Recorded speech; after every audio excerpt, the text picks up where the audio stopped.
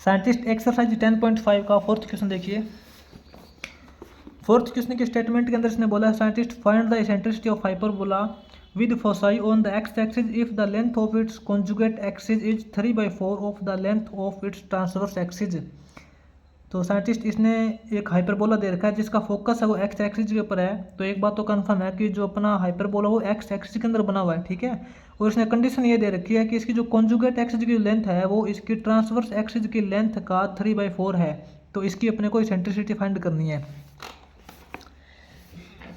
तो साइंटिस्ट एक बार तो गिवन कंडीशन नोट कर लेते हैं। टू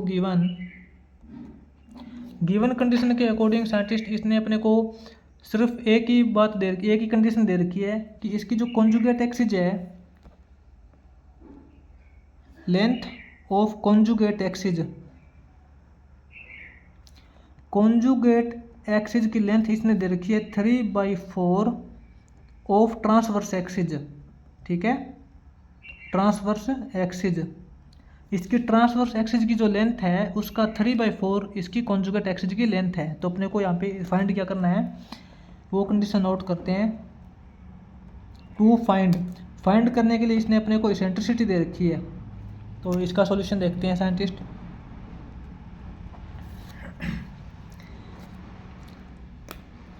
जो चीज़ आपको निकालनी है उसका फैक्टर देख के चलिए कि अपने को एसेंट्रिसिटी निकालनी है। तो एसेंट्रिसिटी कैसे निकाल सकते हैं साइंटिस्ट? अपने को एसेंट्रिसिटी निकालने के लिए ए और बी दोनों की ज़रूरत होती है, ठीक है। तो इसके अंदर अपने को मेन बात क्या है कि ए और बी की वैल्यू निकालनी है। सबसे पहले ए और बी की वैल्यू निकालेंगे। तो अकॉर्डिंग टू गिवन कंडीशन देखते हैं scientist. According to given condition, जो अपने को गिवन कंडीशन दे रखी है उसके according length of conjugate axis, conjugate axis की लेंथ साइंटिस्ट आपको पता है 2 × b होती है, वो इक्वल टू दे रखी है 3/4 ऑफ। 3/4 ऑफ का मतलब होता है मल्टीप्लाई, यानी कि इस एक्सिस का 3/4, यानी कि इस एक्सिस को 3/4 से मल्टीप्लाई करें, जो आएगा वो 2b है। ट्रांसवर्स एक्सिस की लेंथ होती है साइंटिस्ट 2a, ठीक है। बिल्कुल इजी क्वेश्चन है साइंटिस्ट। देखिए 2b इज इक्वल टू 2 से 4 कैंसिल हो जाएगा अपने पास 2 पे, तो अपने पास बचेगा 3/2 × a।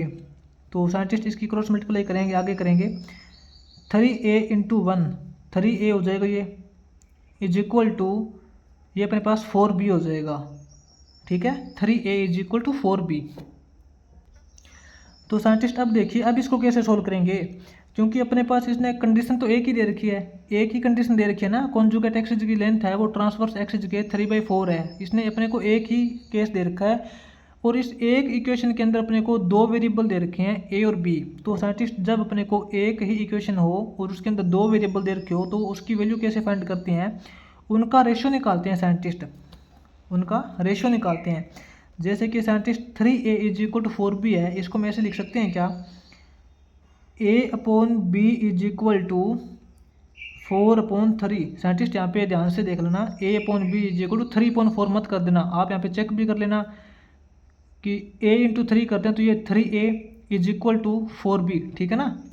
तो यहाँ से साइंटिस्ट इसका रेशियो आ जाएगा कि a और b का जो रेशियो है वो 4:3 है। इसके अंदर हम यहाँ पे मान सकते हैं कि a की जो वैल्यू है वो 4 है और b की वैल्यू है वो 3 है, ठीक है ना साइंटिस्ट। ये इसका रेशियो इस प्रकार निकालते हैं हम, यानी कि a और b का जो रेशियो 4:3 है। इनका 4:3 तभी आएगा जब a की वैल्यू 4 और b की वैल्यू 3 हो जाएगी। तो अब साइंटिस्ट इसकी एसेंट्रिसिटी कैसे निकालेंगे? एसेंट्रिसिटी का फॉर्मूला अपने पास होता है √a² + b² a is equal to √a², a का स्क्वायर करेंगे 16 + b² 9/a। तो ये कितना हो जाएगा? 16 + 9 करेंगे 25 का स्क्वायर रूट करेंगे 5/4 हो जाएगा, ठीक है साइंटिस्ट। इसकी जो एसेंट्रिसिटी है वो अपने पास 5/4 हो जाएगी। इसके बाद देखिए साइंटिस्ट अपना आगे 5th क्वेश्चन करेंगे हम।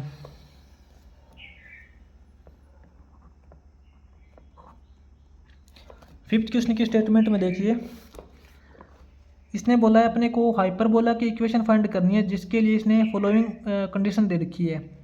जो साइंटिस्ट अपना 5th क्वेश्चन का फर्स्ट पार्ट है वो देखिए। सबसे पहले तो फिफ्थ क्वेश्चन का फर्स्ट पार्ट है, इसके अंदर जो अपने को गिवन कंडीशन दे रखी है वो नोट करते हैं। टू गिवन कंडीशन इसने दे रखी है वर्टेक्स, इसके वर्टेक्स के कोऑर्डिनेट दे रखे हैं इसने 0 और +-7, ठीक है। एंड और इसकी जो इसेंट्रिसिटी है वो इसने दे रखी है अपने को 4/3। तो सबसे पहले हाइपरबोला क्रिएट करते हैं साइंटिस्ट, देखते हैं अपना जो हाइपरबोला है वो वाई एक्सिस के अंदर बनेगा, क्योंकि इसका जो वर्टेक्स है वो एक्स एक्सिस के अंदर तो 0 है, लेकिन वाई के अंदर +या-7 है। ये अपनी एक्स एक्सिस हो जाएगी, ये अपनी वाई एक्सिस हो जाएगी। अपना जो हाइपरबोला है साइंटिस्ट वाई एक्सिस के अंदर बनेगा इसका।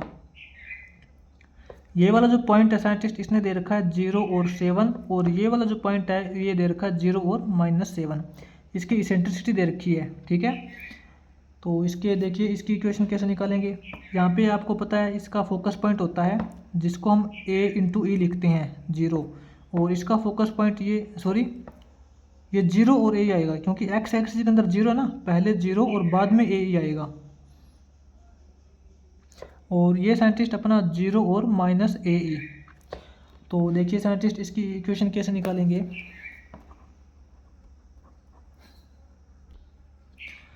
अकॉर्डिंग टू गिवन वैल्यू देखिए scientist, according to given value के अकॉर्डिंग इसने यहाँ पे अपने को ए की वैल्यू 7 दे रखी है ना, ए की वैल्यू तो अपने पास यहाँ पे साइंटिस्ट 7 दे रखी है, ठीक है। और इसेंट्रिसिटी की वैल्यू इसने 4/3 दे रखी है। तो इन दोनों का यूज करके इक्वेशन निकाल सकते हैं, कोई प्रॉब्लम नहीं है। यहाँ पे अपने को फोकस के कोऑर्डिनेट निकालने की कोई ज़रूरत नहीं है, ठीक है। तो आप ये देखिए इसेंट्रिसिटी की वैल्यू कैसे निकाल सकते हैं।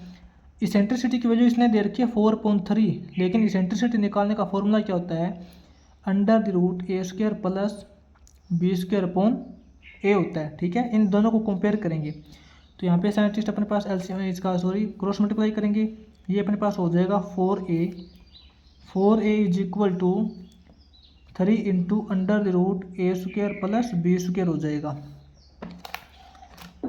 साइंटिस्ट इसके अंदर हम क्या करेंगे, दोनों तरफ स्क्वायर कर लेंगे, क्योंकि स्क्वायर करने से क्या है कि अपना इस साइड वाला जो ये स्क्वायर रूट वाला झंझट है ये खत्म हो जाएगा। दोनों तरफ स्क्वायर करेंगे तो ये हो जाएगा अपने पास 16A² = 9, इसका स्क्वायर करेंगे तो स्क्वायर रूट हट जाएगा, अपने पास बचेगा A² + B²। साइंटिस्ट यहाँ पे ए की वैल्यू उसने 7 दे रखी है ना, ए की वैल्यू 7 दे रखी है, तो ये अपने क्या हो जाएगा 16 × 7 का स्क्वायर करेंगे 49, ठीक है, = 9 × A² की वैल्यू 49 + B²। तो साइंटिस्ट अपने पास जो इसकी वैल्यू देखते हैं एक बार, 49 + B², इसकी क्या वैल्यू हो जाएगी, वो अपने पास हो जाएगी 16 × 49/9, ठीक है। तो अब साइंटिस्ट इसके अंदर अपने पास B² की वैल्यू निकालनी है। B² की वैल्यू निकालेंगे तो अपने पास ये हो जाएगा 16 × 49/9 - 49।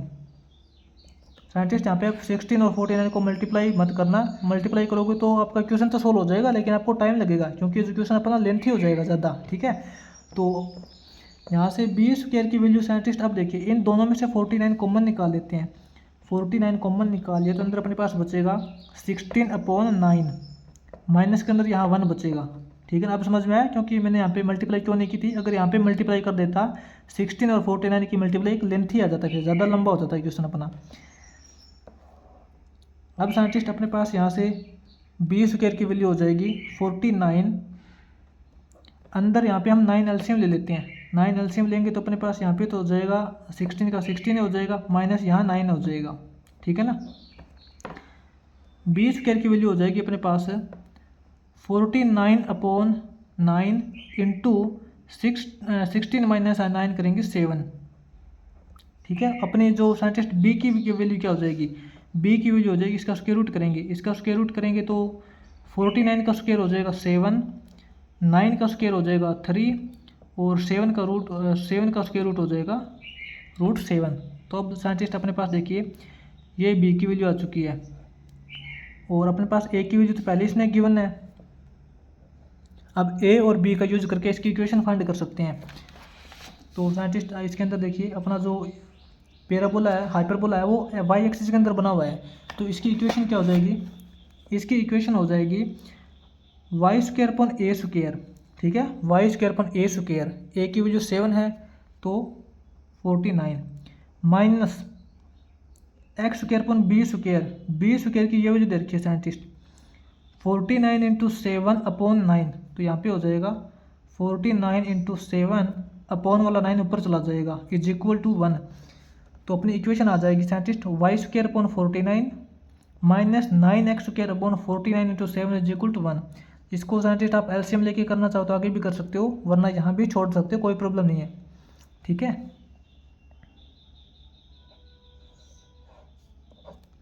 इसके बाद देखिए साइंटिस्ट अपना जो 5th क्वेश्चन का सेकंड पार्ट है वो करेंगे। तो आगे साइंटिस्ट 5th क्वेश्चन का सेकंड पार्ट देखिए। सेकंड पार्ट के अंदर साइंटिस्ट इसने अपने को वर्टेक्स के कोऑर्डिनेट दे रखे हैं ±6 और 0, और इसकी one of the x directrix दे रखी है x is equal to 4। Scientist इसने जो अपने को गिवन कंडीशन दे रखी है, गिवन कंडीशन के अकॉर्डिंग इसने अपने जो फोसाई के कोऑर्डिनेट दे रखे हैं ±6 और 0 एंड एक डायरेक्ट्रिक्स दे रखी है इसने। डायरेक्ट्रिक्स की इक्वेशन इस प्रकार है कि x इज इक्वल टू 4, ठीक है। तो सबसे पहले तो आपको पता चल गया होगा कि अपना जो हाइपरबोला है वो x एक्सिस के अंदर बनेगा, क्योंकि उसका जो फोकस पॉइंट है वो x के अंदर प्लस या -6 है और y के अंदर 0 है, तो अपना जो हाइपरबोला तो x एक्सिस के अंदर बनेगा, ये तो कंफर्म है। देखिए ये साइंटिस्ट अपना हाइपरबोला हो जाएगा। इसके साइंटिस्ट ये जो वर्टेक्स दे रखे हैं ना जिसके ऊपर टच करता है वो इसने दे रखे हैं 6 और 0, और इसके जो वर्टेक्स है वो -6 और 0 है, लेकिन इसने एक डायरेक्ट्रिक्स दे रखी है x is equal to 4, x is equal to +4 directrix दे रखी है। तो इसका मतलब ये है कि ये इस हाइपरबोला की डायरेक्ट्रिक्स है, ये इस तरफ, ठीक है। ये साइंटिस्ट अपनी x एक्सिस है और ये y एक्सिस है, ये अपनी y एक्सिस है और ये डायरेक्ट्रिक्स है। तो इसकी साइंटिस्ट इसने देखिए इक्वेशन दे रखी है, हर एक पॉइंट के ऊपर आपको x की वैल्यू सेम मिलेगी, तभी तो इसने इसकी equation x is equal to 4 दे रखी है ना। तो अब देखिए साइंटिस्ट इसकी इक्वेशन कैसे फाइंड करते हैं।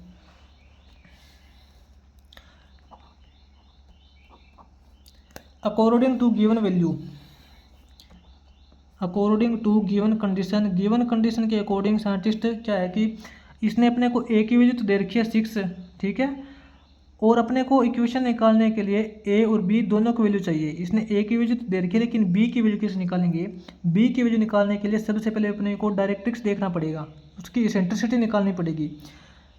डायरेक्ट्रिक्स की साइंटिस्ट इसने इक्वेशन दे रखी है x इज इक्वल टू 4, इसने दे रखा है x इज इक्वल टू 4, और आपको पता है जो डायरेक्ट्रिक्स की जो इक्वेशन होती है वो x is equal to a upon e होता है ना, जो x is equal to a upon e होती है डायरेक्ट्रिक्स की इक्वेशन।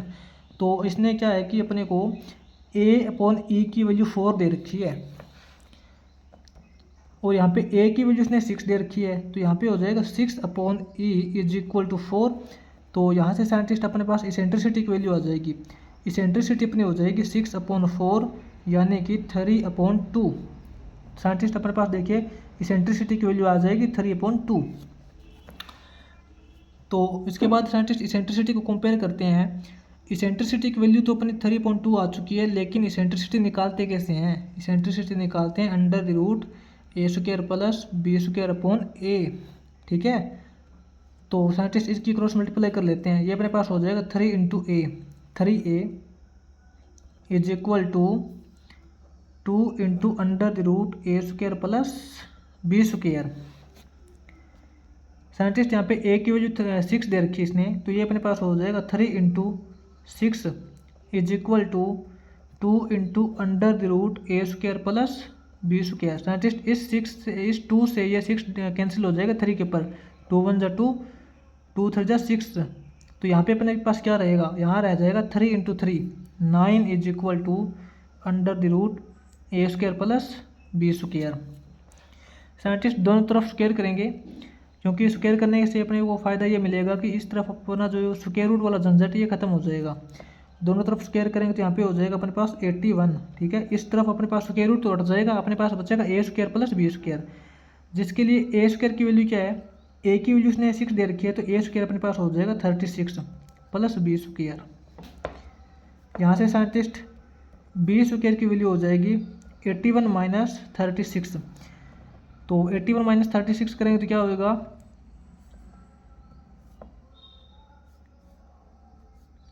45, ठीक है। तो बी की वैल्यू क्या हो जाएगी, बी की वैल्यू साइंटिस्ट बी की वैल्यू रहने दीजिए, बी स्क्वायर की वैल्यू ही देख लीजिए, बी स्क्वायर की वैल्यू 45, क्योंकि जो अपने को इक्वेशन निकालेंगे तो इक्वेशन के अंदर अपने को बी स्क्वायर और ए स्क्वायर की वैल्यू चाहिए, ठीक है। तो बी स्क्वायर की वैल्यू साइंटिस्ट अपने पास 45 आ जाएगी। तो इक्वेशन देखिए, अपना जो हाइपरबोला वो एक्स एक्सिस के अंदर बना हुआ है, तो एक्स एक्सिस के अंदर जब अपना हाइपरबोला बना हुआ है तो इक्वेशन ऑफ हाइपरबोला क्या हो जाएगी, X square upon A square की value 36, X square upon A square minus Y square upon B square is equal to 1। इसको साइंटिस्ट आप आगे करो तो इसको एलसीएम लेके कर भी सकते हो, वरना यहाँ भी छोड़ सकते हो, कोई प्रॉब्लम नहीं है, ठीक है। तो ये इसकी इक्वेशन हो जाएगी। ये साइंटिस्ट अपने यहाँ पे 5th क्वेश्चन कंप्लीट हो जाएगा।